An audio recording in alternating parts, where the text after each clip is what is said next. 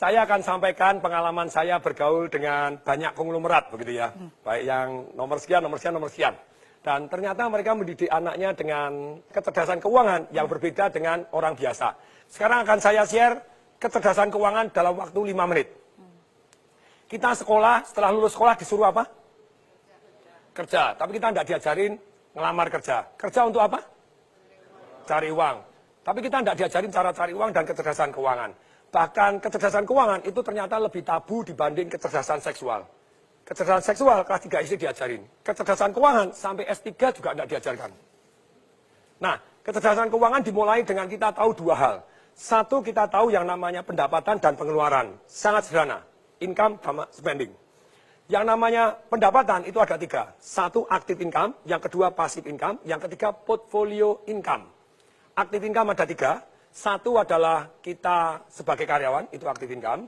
Kemudian yang kedua, kita sebagai profesional, jadi dokter, jadi lawyer, gimana Anda, harus ada Anda, baru dapat income. Yang ketiga dari active income adalah sebagai pengusaha, tapi usahanya belum autopilot. Jadi terpaksa harus Anda merangkap direktur kebersihan, direktur pembelian, termasuk direktur penjualan, semua Anda rangkap. Bisnis tidak jalan tanpa Anda, itu berarti active income. Nah yang kedua adalah passive income, tidur pun dapat uang. Ruko yang disewakan, properti yang disewakan, tanah dibagi hasil, sarang walet, hias, terus kemudian punya franchise yang luar biasa yang jalan tanpa kita, punya multi level yang jalan tanpa kita, agen asuransi yang agen-agennya sudah jalan tanpa kita, dan tentu saja passive income ini sangat penting. Tapi sayang sekali, banyak orang tidak punya goal, punya passive income. Akibatnya, seumur hidup kerja, tidak punya passive income, begitu dia tidak bekerja, hidupnya susah. Yang ketiga adalah portfolio income. Apa itu? Secara sederhana, portfolio income adalah capital gain. Sayangnya, hanya orang punya biasanya cuma rumahnya dia saja.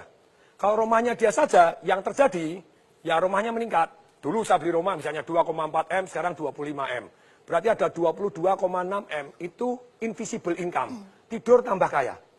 Nah ini padahal harusnya lebih dari 1. Jadi Anda tambah kaya tanpa disadarin. Pengeluaran secara umum ada yang namanya produktif dan ada yang namanya konsumtif. Kalau yang namanya produktif, itu tentu saja yang untuk investasi tadi. Untuk passive income dan untuk portfolio income. Yang produktif, ada juga yang konsumtif. Ada juga yang kesannya konsumtif, sebetulnya produktif. 3 pengeluaran yang kesannya konsumtif tapi produktif. 1, yaitu pengeluaran untuk belajar.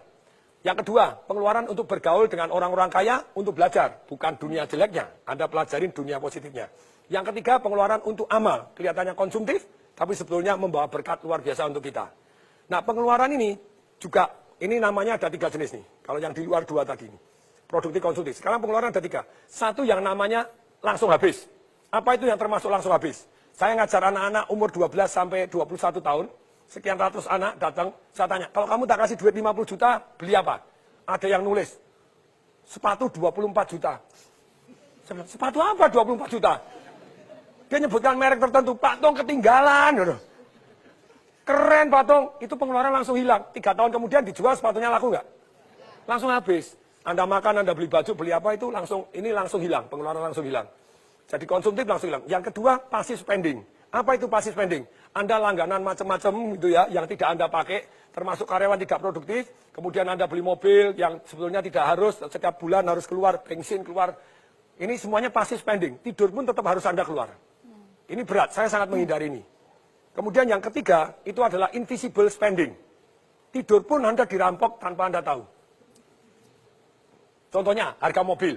Saya dulu beli mobil 2009 Mercedes S-Class 1850, 1.850.000. Begitu tahun lalu saya jual 350. Hilang 1,5 M. Untungnya saya belinya pakai passive income, jadi aman. Jadi gini, pelajarannya adalah begini. Selama Anda belum punya income, saya bilang seperti anak-anak kecil tadi. Negara ini bangkrut, rakyat-rakyatnya miskin. Kenapa? Karena belum punya income, sudah pinter boros-boros.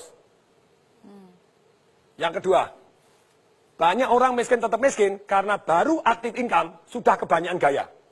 Menurut hukum fisika, hukum alam ciptaan Tuhan, gaya sebanding lurus dengan tekanan. Kalau hidup Anda kebanyakan tekanan, berarti kebanyakan gaya.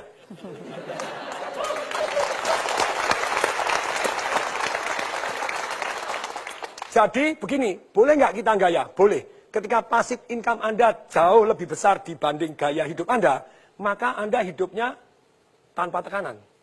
Semoga mulai hari ini kecerdasan keuangan juga diajarkan di sekolah. Salam dahsyat.